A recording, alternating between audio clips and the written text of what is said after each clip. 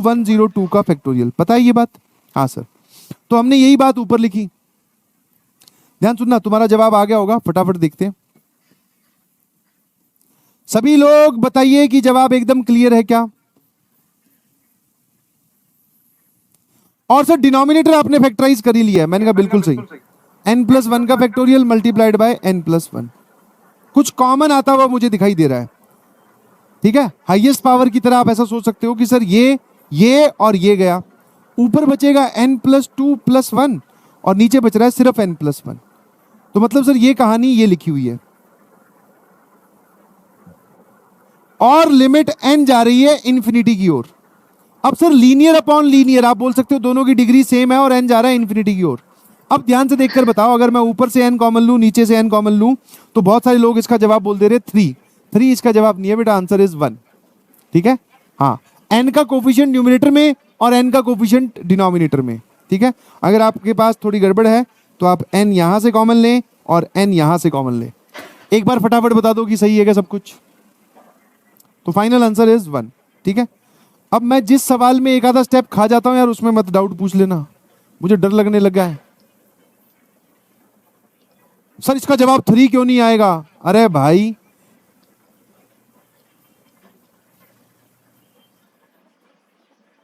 Clear है शायद, clinic all clear है क्या?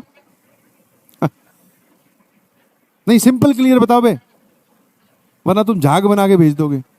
लैग? अबे यार अभी भी लैग है क्या?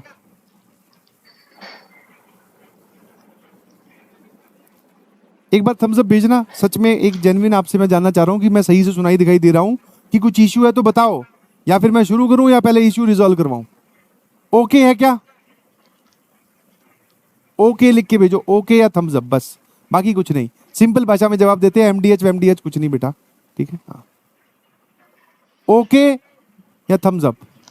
अरे वाह शानदार। तो मैं ये वाली चीज एक्सप्लेन कर रहा था, मैंने इन दोनों में से मतलब n+1 फैक्टोरियल ये उड़ा दिया, ऊपर n+2 और यहां बचा 1, तो n+2+1 और नीचे सिर्फ n+1।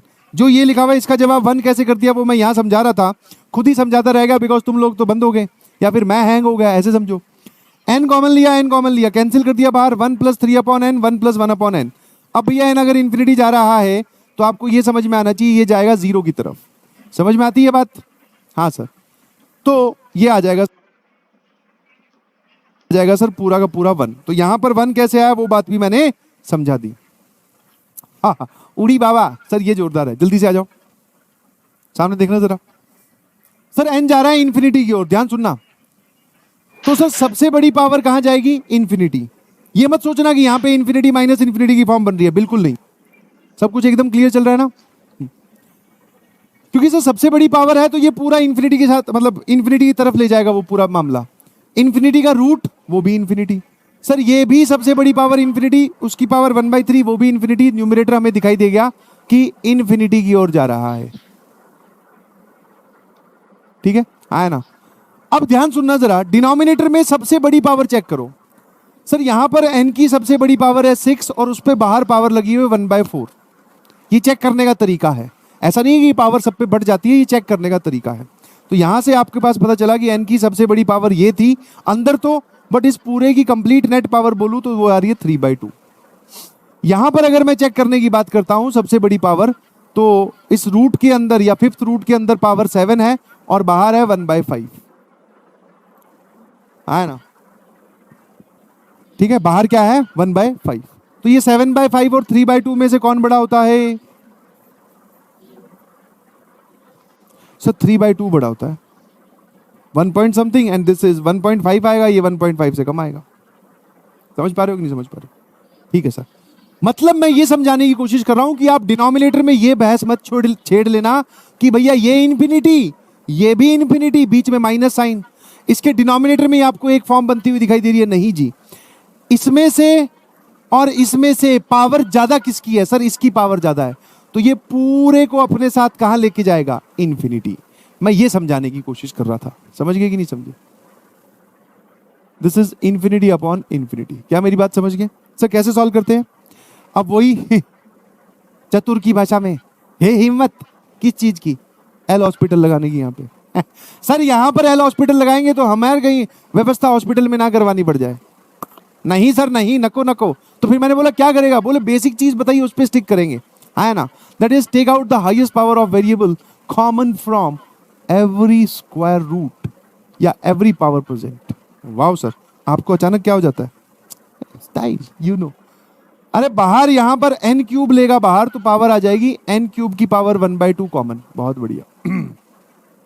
यहां बोलना जरा क्या बनेगा, रूट के अंदर सभी को एन क्यूब से डिवाइड कर, दिस इज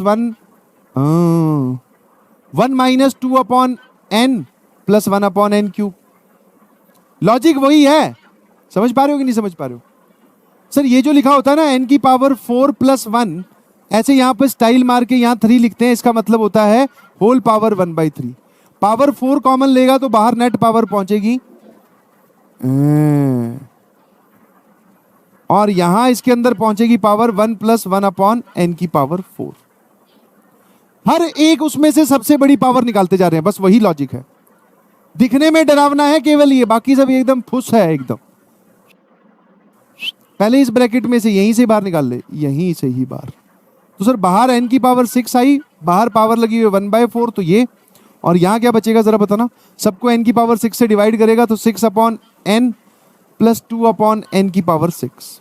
यहां पर माइनस साइन, बाहर एन की पावर कौन पहुंचेगा, सिर्फ इसी 5th रूट से, तो 7 पावर 1/5।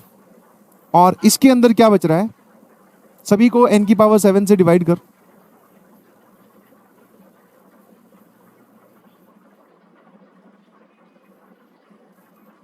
ओ भाई देख पा रहे हो सर, सिर्फ देख ही पा रहे हैं।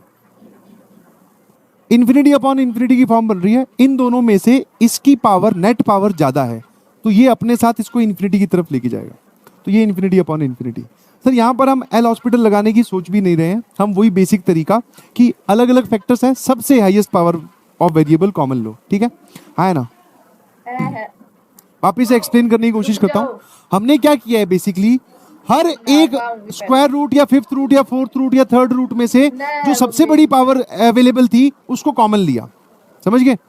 तो सबसे बड़ी पावर को जब कॉमन लिया तो बाहर एन क्यूब नहीं पहुंचेगा। क्या आपको ये बात समझ में आती है कि एन क्यूब तो यहां था, ये रूट लगा रखा है, तो एन क्यूब तो बाहर पहुंचा, फिर इसकी जो ये रूट वाली चीज है ये भी इस पे चिपक गई, तो एन की पावर सर नेट पहुंची 3/2 इस वाले से बाहर।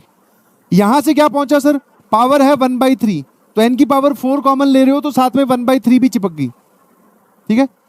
और सर इसमें से एन की पावर 6 बाहर ले रहे हो तो पावर है इसकी नेट पावर 1/4, तो यहां 4 भी लिखना है, ठीक है, और यहां 5 भी लिखना है, ठीक है। तो पावर आपने 4 जब बाहर ली तो मतलब सॉरी एन की पावर 6 बाहर ली कॉमन, तो यहां पर 1/4 नेट पावर थी तो वो भी इसके साथ चिपक गई। और सिमिलरली आपने यहां से एन की पावर 7 कॉमन ली तो पावर 1/5 भी चिपक गई। किसी को इस बात का कोई डाउट है, तो आंसर इज सर नो। अब मेरी बात ध्यान सुनना, अब आपको फिर से, अभी तो ये एक एक टर्म में से निकले हैं, अब पूरा न्यूमरेटर में से और पूरा डिनोमिनेटर में से फिर से कॉमन लेना है। तो उसके लिए सर एक काम करते हैं, पावर नेट सही से लिख लेते हैं। तो ये नेट जो पावर है ये है एन की पावर 3/2, है ना, ध्यान सुनना। ये जो नेट पावर है ये है सर एन की पावर 4/3। 2 स्टेप में कॉमन ले रहे हैं। सर ये जो नेट पावर है सर ये है एन की पावर 6/4, मतलब 3/2 ये होता है क्या, है ना, 6/4 3/2 ही होता है। सर 7/5 नेट पावर यहां आई, तो सर यहां पे आ जाएगा एन की पावर 7/5। अब जरा देखना फिर से वही लॉजिक, सबसे बड़ी पावर। मैं अगर आपसे पूछूं 3/2 और 4/3 में से कौन बड़ा है, ऑब्वियसली सर 3/2 बड़ा है, ठीक है, ऑब्वियसली 3/2 बड़ा है। तो अब अगर मैं आपसे ये जानना चाहता हूं कि इनमें से सबसे बड़ी पावर कौन सी है, तो 3/2, और यहां पर भी 3/2, इसको भी कॉमन और इसको भी कॉमन। समझे कि नहीं समझे, तो सर ठीक है, तो जरा बोलना ये क्या बचेगा यहां पर। सर यहां बच जाएगा अंडर रूट के अंदर 1 - 2, ये वाली चीज। आपने 3/2 कॉमन लिया, इसका मतलब इस पावर को 3/2 से डिवाइड कर दो, तो यहां बचेगा बेटा एन की पावर 4/3 अपॉन एन की पावर 3/2। ये कहानी सिर्फ दिखने में ही गंदी है, बाकी है कुछ नहीं, ये फर्जी है। यहां पे 3rd रूट और यहां बच रहा है 1 + n की पावर 4।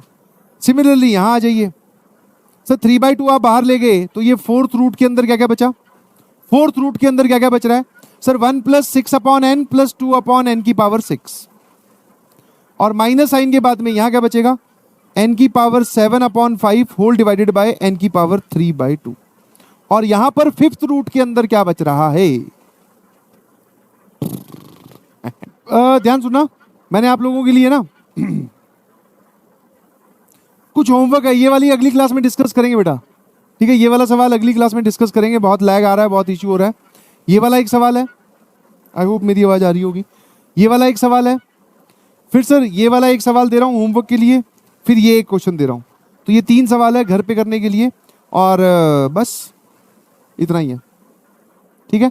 चलिए, हाँ वो जो क्वेश्चन है ना ये वाला, घबराओ मत, कुछ लोग बोलेंगे सर समझ में नहीं आया, ये वाला क्वेश्चन जो है मैं नेक्स्ट क्लास में आके फिर से रिपीट करूँगा, ठीक है? Bye bye, thank you so much.